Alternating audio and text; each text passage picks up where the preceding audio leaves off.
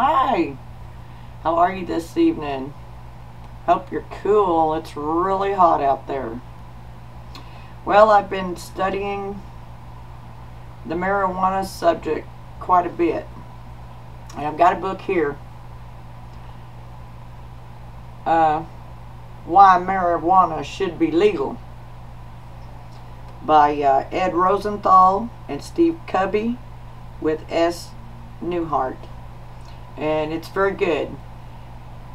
He talks about all the points of it, and basically we're going to have to go through the law in order to take this country back, through taking back our rights and made our voices heard in the law. Because basically our enemies are trying to take over and overpower us and enslave us through this exactly. There's even men that use drugs or alcohol or anything that they get their wives or girlfriends stuck on, and they'll use that to keep a hold of them, even if they're mean. I know that's a fact. Now this book says on the back, despite government efforts to isolate and eliminate its use, marijuana is more popular now than ever. And Why Marijuana Should Be Legal, co-authors Ed Rosenthal and Steve Kubby present a clear and concise analysis of the effects of marijuana and marijuana laws on society.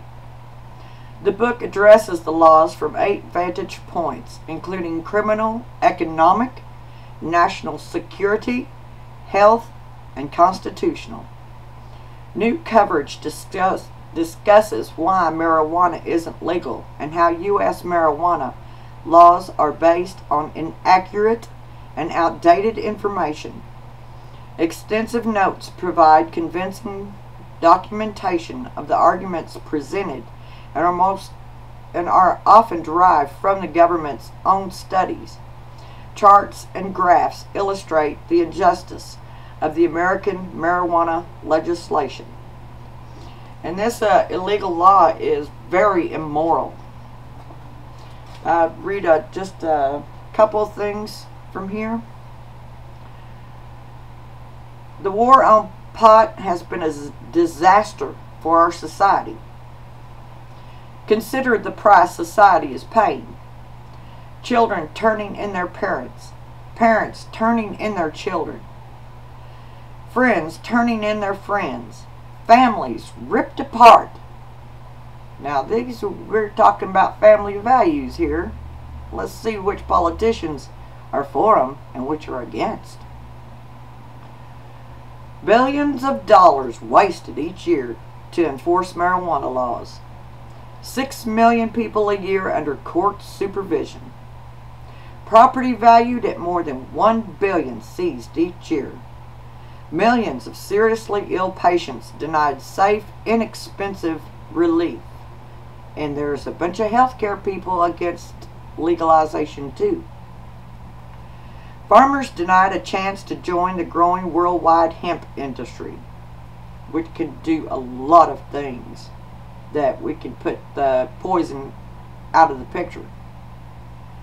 The humiliation and loss of privacy inherent in widespread drug testing, and that is a violation of privacy in itself. And freedom of conscience, I might add. For what is society paying to stop people from using a natural herb? Marijuana is cheaper and more plentiful than ever. Nearly everyone knows the government is lying about pot. Even the DEA's own judge agrees that it is wrong to keep marijuana from sick people. Yet the government remains frozen on the issue of marijuana, perpetuating the same lies in a feeble effort to cover up the lies of the past. It's time for change. If society wants to have some control over marijuana, then it must be legalized and placed within a civil regulatory format. And another part, a partial list of contributors to Partnership for a Drug-Free America by amount of contribution. These are the ones that are against the legalization. In Chairman's Circle, who give $50,000 and over to be against it. Bristol Myers Squibb Foundation, they're our enemy. Eastman Kodak Company, are they still around? Johnson & Johnson, oh, they want you to have many children and not have no abortion. Metropolitan Life Foundation, never trust an insurance agency. The Procter & Gamble Fund, and they feed us? Or do they wash us? Gold Medallion, $25,000 to $49,999 is Bayer Corporation. The Coca-Cola Company. It's time to kick that habit, looks like. Consumer Healthcare Products Association, the GE Fund, General Motors Foundation, GlaxoSmithKline, H.J. Heinz Company Foundation, Kimberly-Clark Foundation Incorporated, Major League Baseball, McNeil Consumer and Specialty Pharmaceuticals, Merrill Lynch and Company Foundation Incorporated, Novartis Consumer Health Incorporated, Perrigo Company, Pfizer Foundation Incorporated, Pharmacia Corporation, Surepla Corporation, and Wyeth. They're pharmaceutical too. So, that's just a short list of the big crooked God haters.